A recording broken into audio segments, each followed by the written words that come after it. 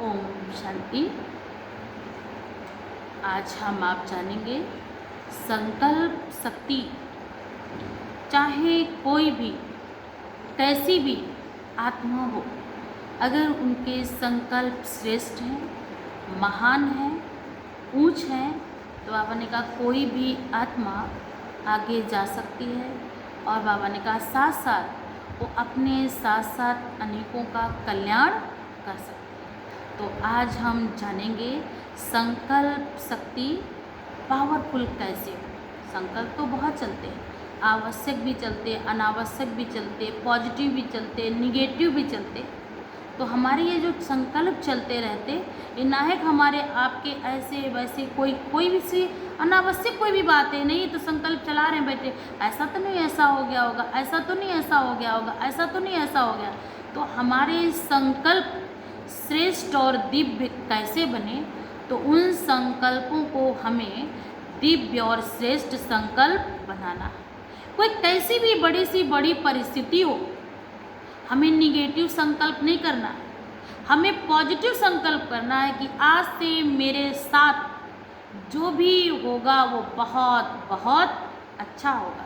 अगर मेरे निगेटिव संकल्प हैं, जैसे कहते एक अमृत से भरा हुआ कलश हो और उसमें अगर एक बूंद भी अगर जहर की पड़ जाए तो पूरा अमृत क्या बन जाता है? जहर बन जाता है। ठीक उसी प्रकार मेरे जीवन में बहुत सुबह से लेकर शाम तक हम शुद्ध संकल्प, श्रेष्ठ संकल्प, पवित्र संकल्प कर रहे हैं, और अचानक कहीं शाम को किसी ने कुछ ऐसा कह दिया कि किसी भी समय कुछ कह दिया, और वो एक संकल्प मेरे मन को विचलित कर रहा, परेशान कर रहा, आवश्यक विचार, अनावश्यक विचार, निगेटिव विचार, फालतू के संकल्प आ रहे हैं। तो जो सुबह से लेकर शाम तक आपने इतनी मेहनत करने के बाद जो एक घड़े में अमृत तैयार किया था, वो एक संकल्प ने सब कुछ चट कर दिया, वो सारा कुछ खलास हो गया। तो ऐसे ही सारा दिन यूं ही होता है कि हमने किसी के लिए बुरा नहीं सोचा, बुरा नहीं बोला, अचानक कोई ऐसी बात आ जाती, कोई घटनाक्रम मेरे साथ ऐसा घट जाता है और हम आपके मुख से ऐसे शब्द हो जाते या बोल हो जाते या किसी के लिए संकल्प हो जाते हैं, और फिर बाद में वो पश्चाताप का रूप लेते हैं। क्योंकि कहते हैं ना, जो बात हो जाती, गुजर जाती, फिर वो लौट कर नहीं आती। चाहे समय हो, चाहे व्यक्ति हो, चाहे शब्द हो, जो हो गया, जो गुजर गया, फिर बाद में क्या आता है? लौट कर आते हैं हमारे पास पश्चाताप। पश्चाताप के आंसू, पश्चाताप के बोल, पश्चाताप के आंसू, पश्चाताप के बोल मुझे क्या नहीं करने देते, फिर मेरे मन को शांत नहीं रहने देते, मेरे मन में और व्याकुलता लाते हैं, और उत्तेजना लाते हैं, और साथ साथ क्या लाते हैं? हमारे मन के अंदर आवेश लाते हैं, क्रोध लाते हैं।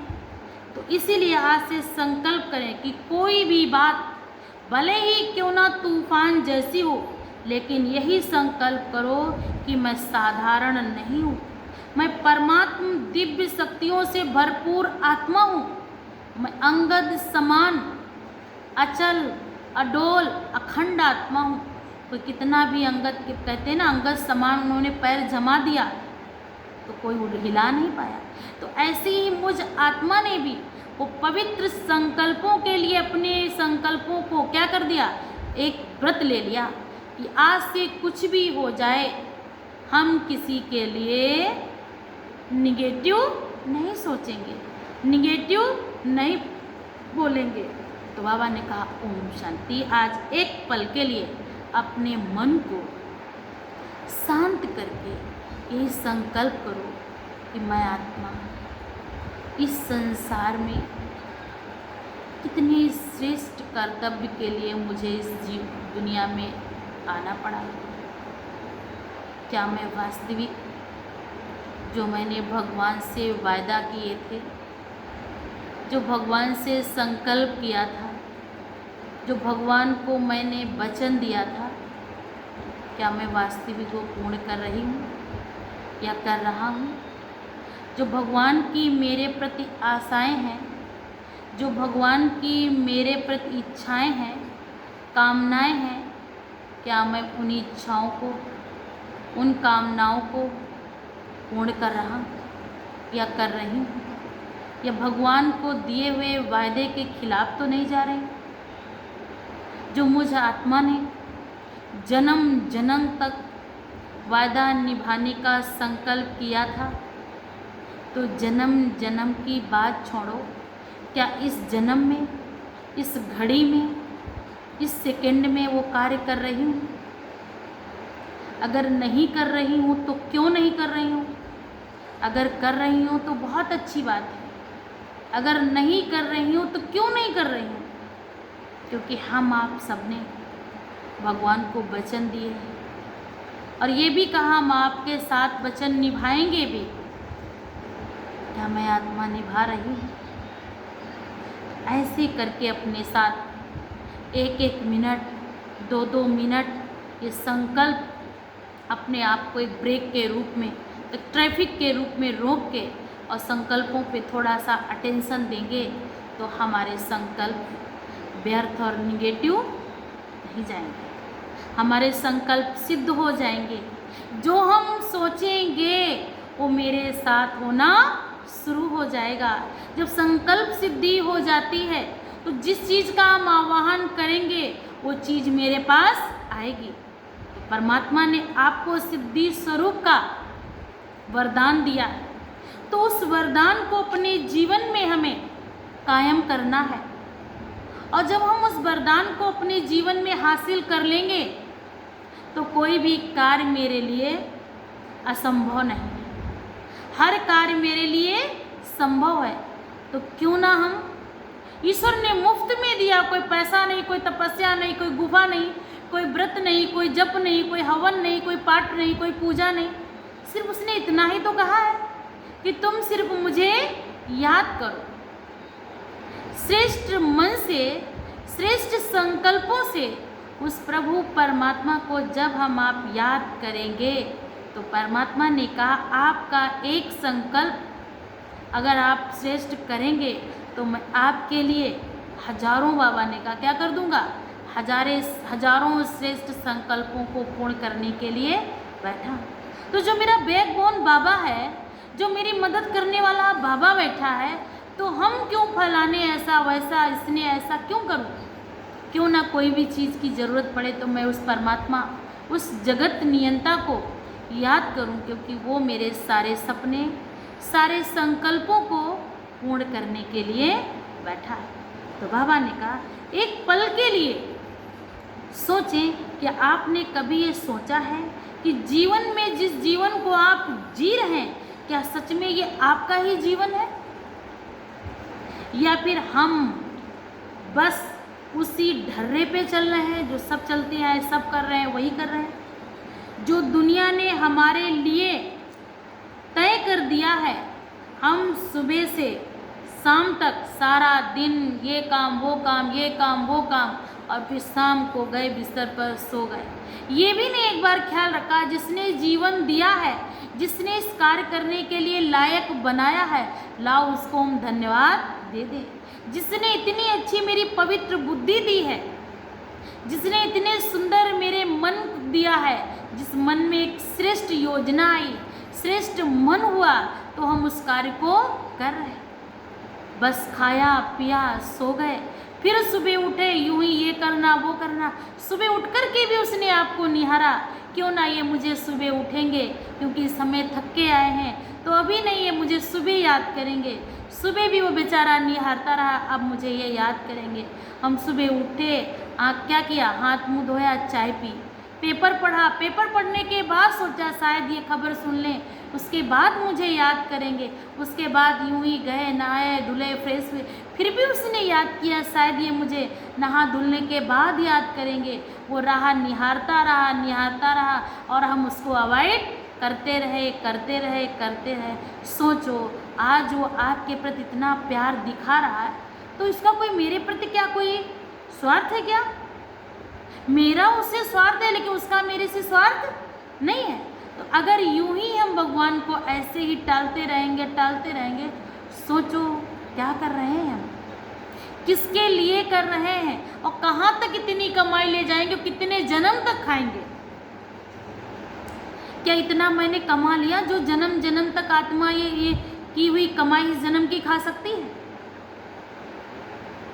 जरा सी कोई बात आ जाती है, जरा सी कोई परिस्थिति आ जाती है, जरा सा कोई बोल देता है तो सहन करने की शक्ति नहीं होती, तो तुरंत हम अपने आप को ख़त्म कर देते हैं या ख़त्म करने की सोच लेते हैं।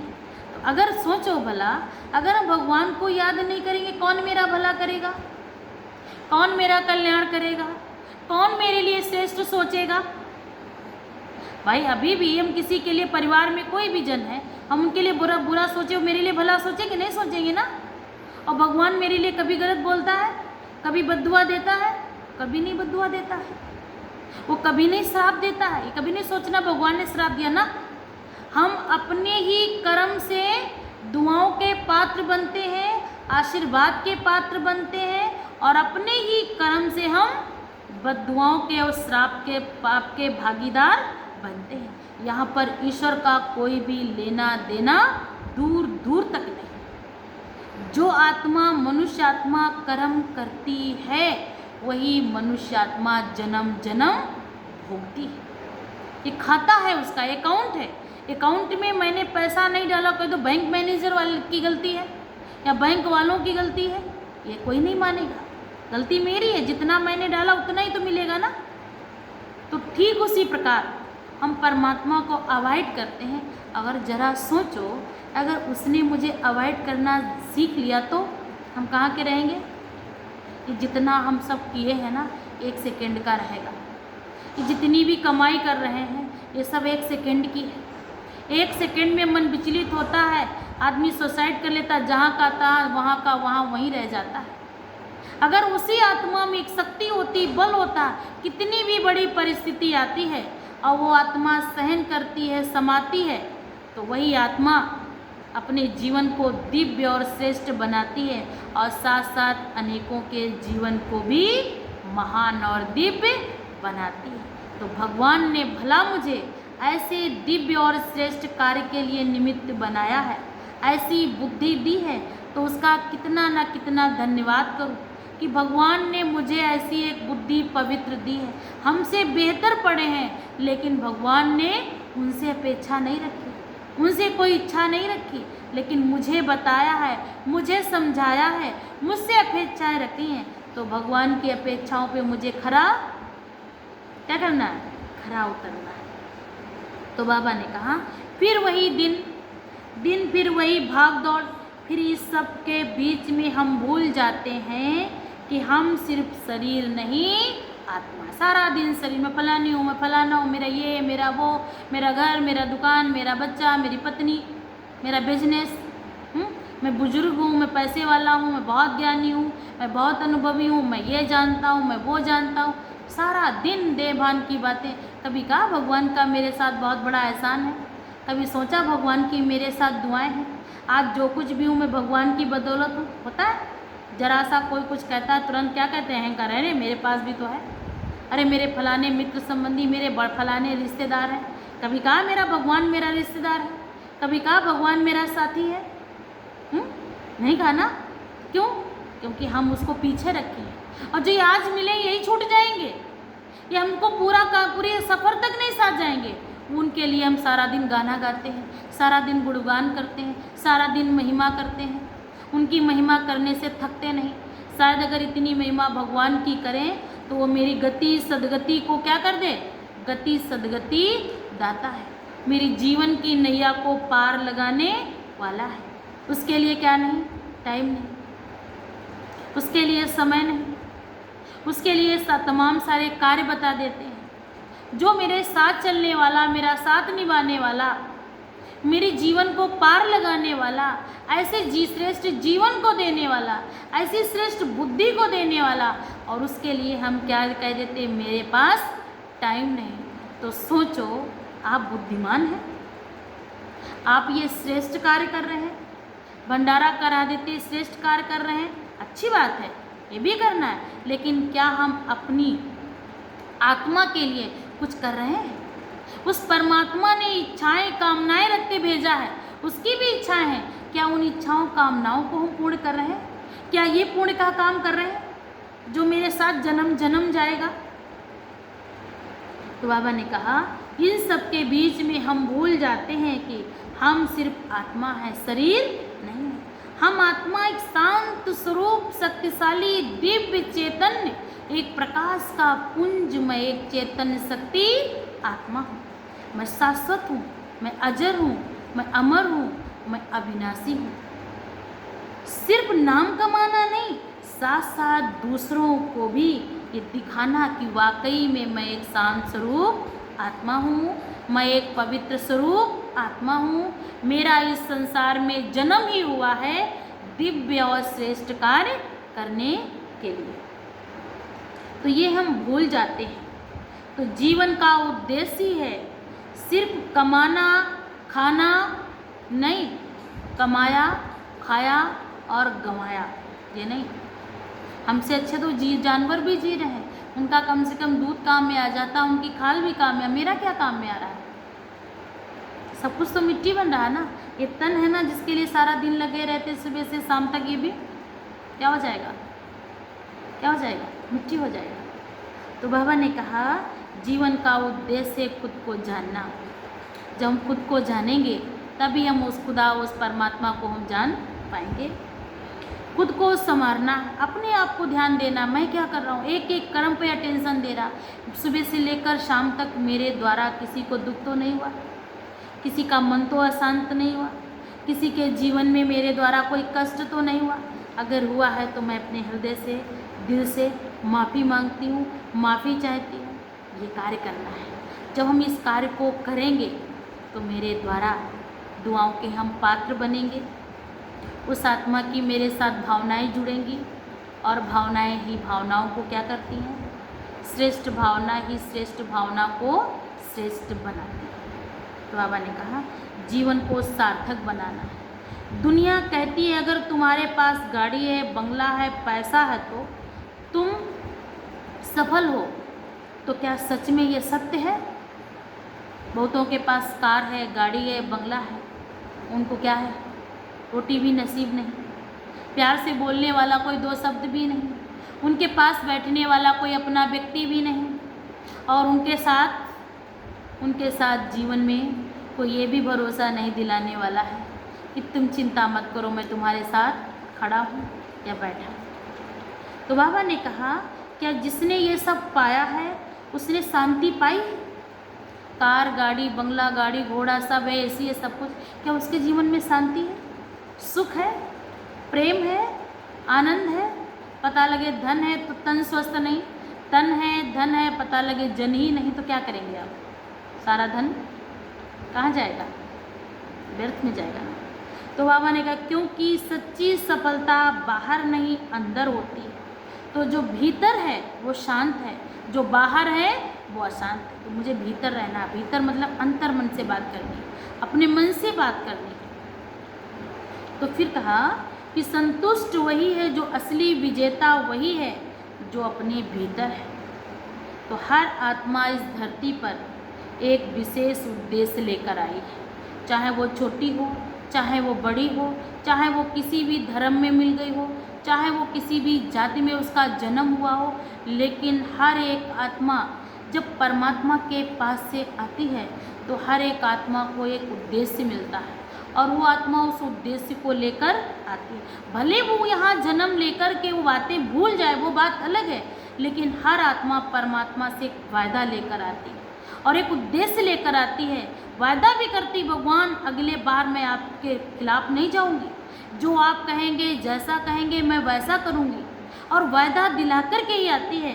तो बाबा ने कहा जब हम परमात्मा के बताए मार्ग पर चलते हैं तो वही उद्देश्य धीरे धीरे क्या स्पष्ट होने लगते हैं। जो हम लक्ष्य लेकर आए थे वो धूमिल, वो मिट्टी, वो परछाया पड़ के वो सब सुसुप्त हो गए थे। जब हम भगवान को याद करते फिर वही मेरे वायदे, वही मेरे संकल्प, वही मेरी सुसुप्त आत्मा की शक्तियाँ धीरे धीरे जागृत होना शुरू हो जाती है। तो हमें उस मार्ग पर चलने के लिए हमें चाहिए संकल्प शक्ति। जो सच्ची नीयत और थोड़ी सी उत्तम अनुशासन।